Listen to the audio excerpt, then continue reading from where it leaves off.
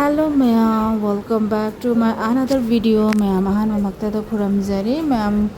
Ngasi video anoba magong puna lakjare. Ado ma'am ngasi gi aigi video se di late ore upload tawbada. Ado ma'am ngasi video se di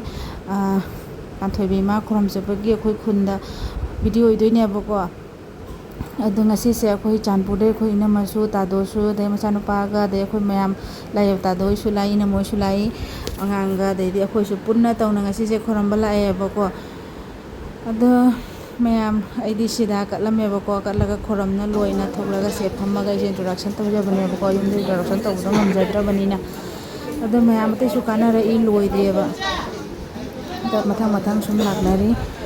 Ado ma'am jingsi video se kamai tawri ai do ma'am video se nungai biraga di like to view share to view subscribe to kaubi ganu ma'am aduga asoi ngam yauraga su ngakpiu do siga dai mai ben sing su kanna mo jingang happy ka sim khona tawri aduga sera idhauna announce to thoiba haidi ngasi se saroi khang bagi mai ben sing thokpiro haina do ma'am video se kamai tai ma'am su sum habiro do subscribe to the yaw sing do subscribe to sabiramo di ma'am video se makha ta me ngasi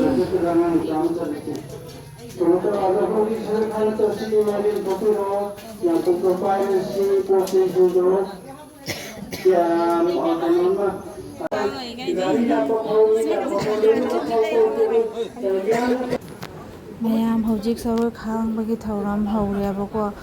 se akhoi mete gidi yam important hoiba yam aluba thabak ne bako lai gi yam achauba aluba thabak ni ne mayam se yam ki na tawri bako chi ta soiba jade ba soi ngam ba kaimta yade de mayam koi su yam di khangja de ko khara khangja bu su mayam da haija pe wane di mayam makha ta na bu se mina se तो फिर पुताना में से पंडित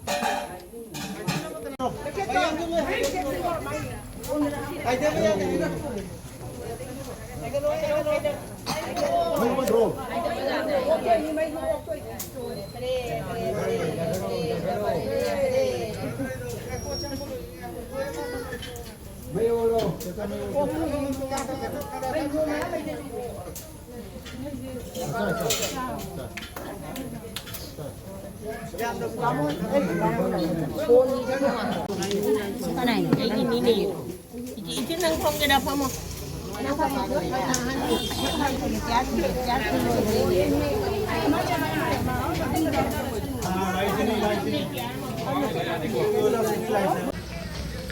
hojik asom da mu khoramuge sonda mamang da su tawriaba koi mapagi mamana begine ba su bato lai da su khorama chaluge là nó lao vậy rồi ma lakcharan इसको तो खोलना mayam akhoi yore abako yona lai khoromna loire lai khoromna loire gaina tadoga nganga janaba tombaga video nambi ba tado se masa khajabani ado pasa khajabata na tanane maungo pausu satina phai to mayam su ka phajai da comment da habiro ado mayam ko hojik loina thokle aba hojik na phamda mu chatlani angang sing gari da ka khate tawre tiri nambi se makha ta ne minasi mayam ado ngasi se nungai ba paw maga ngasi se imagi thorom ga loilana ngasi se idhau gine PhD phangbagi magi program macham ju sille ba se ga ko panthoibi magi committee gi tarap tegi edamaund mana ma khudol taw adi certificate ma su khudol taw kani haina moi sillangi ado mayam video se yengmina rasi kamai tawri ado aduga da sida adi aigeni pana haidi anchor oina tawri abako announce tawjari ado ma'am video se yengmina si kamai na tawri haido makha tana to ma'am video se ma'am na like tawbiramo share tawbiramo aduga ma'am subscribe to tawsanbiramo ira thonigi kunni chandra numina sida ngangasigi aipan imaibe ai guru sing han sing amadi angang sing ma'am nengbi daktana imagi thawal bagi dama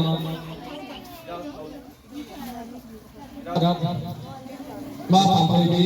Ira Thawni Luk Walmi Maitayagi Hanna Thagatsali Hanna Makada Imagi Piya Kamanga Puramjari Haraga Imagi Ugal Sahi Kuinadagi Tawbirakriba Aikhoigi Dr. Mingwana Panjarabada Dr. Okram Ibudho people Lesemba Haina Khangnaba Mayamna Ima Lebak Manipuri Lembi Rakuna Aikhoigi Ima Pampaybibu Thawgal Tawbirakriba Tawbirakriba Bodi Ai Hanaba Pirampa Sida Aikhoi Waljurpurgi Ima Pampaybi Temple Committee have defeated World Record 2024 USA Book of World Record. We like spiritual and humanity service.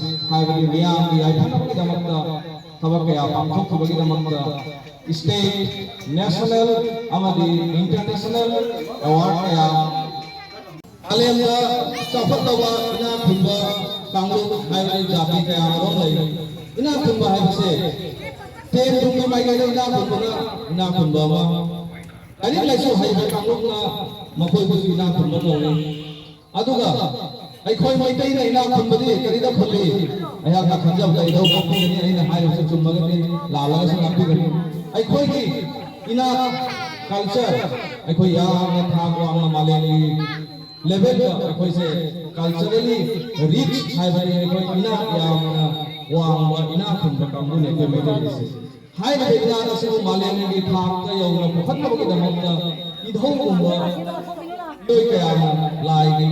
लंबी दा हमें एक सुनियो इब समाज सुनियो इब खुनाय सिंह है बगी दमक का सिंह लाम दुना थरा कना लाई अदुना इधो का तो रोको लंबी से का पेंटी दिना United kingdom Canada, Philippines, ama exit India, Bharat nasu, Bharat ke maham kaya nasu, certificate nasu, ama exo, ndar, cali baca hiya sida, aleni, maham kaya, award sida, award, bibi rakapa, university da, ekoi faculty, oi bagi da makso, idau na haiza lagi, adu aja idau na aya, bagi pinamri, hai na hai, tapi da idau na. Ada program masih, maka kita boleh dari koi presiden, lu bersih presiden, lesang dari kami sing di kosong jadi.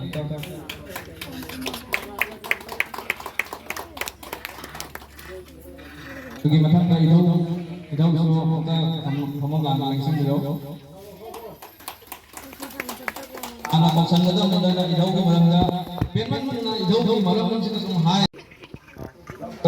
Kami sing el sangat kami sing kedua lama yang dari sanatna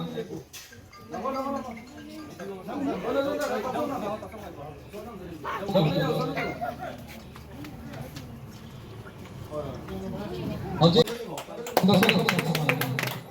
video macam video macam sampai jauh kan? Yang kita mau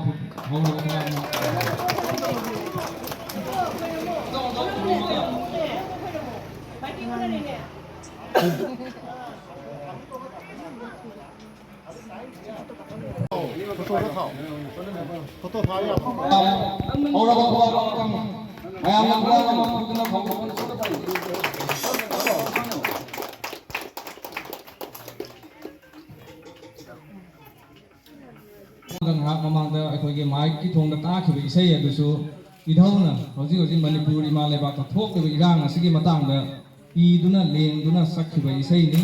adugi samathakta idhaugi tamtha aiba youtube kana kai YouTube channel adu da idhauna lengba isai kaya ama soi khona uba phangi ama sang thumama yesu ba adoba suba asin ya ma to kutuna ma gamata pare se se yawala pa amati khunja atopa khunni nu siba khunja ya panama imai cha khuri kusu ahan ka ayana ko khunni je adoba ani suba ayana doctorate amati award kirata adoga war question ni matanga ai khunja ayah si simula di mobil si nasibina class लंबीदा आई चचरी लंबी असिदा अदुगा इमा को नाइदना ओजा को नाइदना अमाइबा नाइदना खाना university दा इसा से मखोइना रिसर्च तौनबकी दमत थंगने हदन एक्सल पर्सन सिंना आइबो मखोइना खने नेनरी अदु हुजिसु मथंग मथंग मखोइना पाउकरे रंग नहानसु चखबदा इचिदा इना ग्वासिदा लाक मतमदा इंटरनेशनल अवार्ड अमसु लाई हदना पाउकरे सुंदोदना मखोइ पिगिरति अदु हुजिपो आई इसे थदोबो खंगे एकोइसु खंगे खंगे खंगे सुना चटपा अदु मियोय बदंग से खुनाइदा मारियम दे लेरिबसे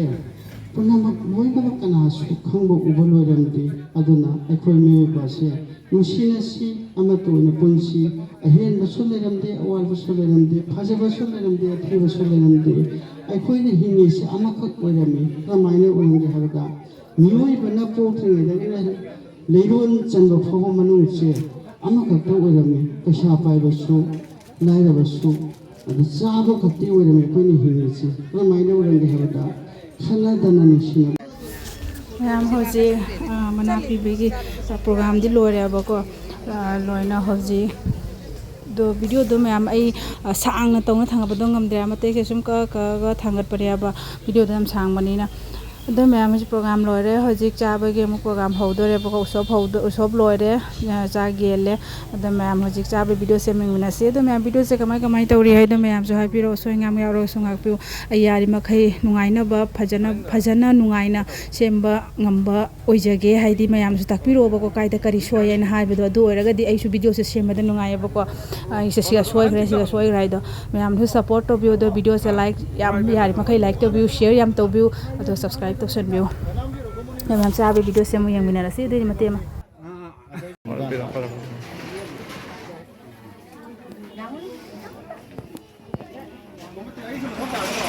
ए kanang ka ai di sing photo oh ano jara do lora na dumi photo ka lo lai na thok lai ka kano basam ya ha basam oh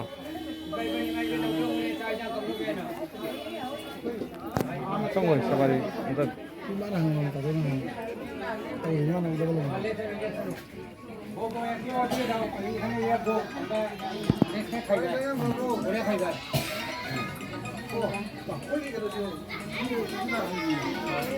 반년은 안에다 오라고야 돼. 왜 안 보이니? 아. 이거 나이다.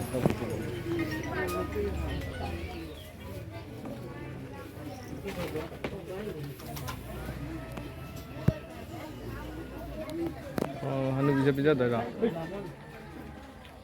Mayang sa.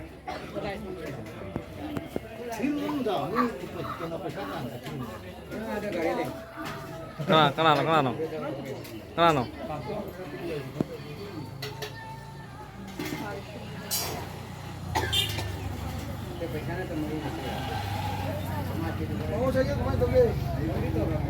Ayamba, silde ido. Hai gre. Jalo. Hai gre. Hajik to mata sana re ba. जा proof ले रहना सवारी के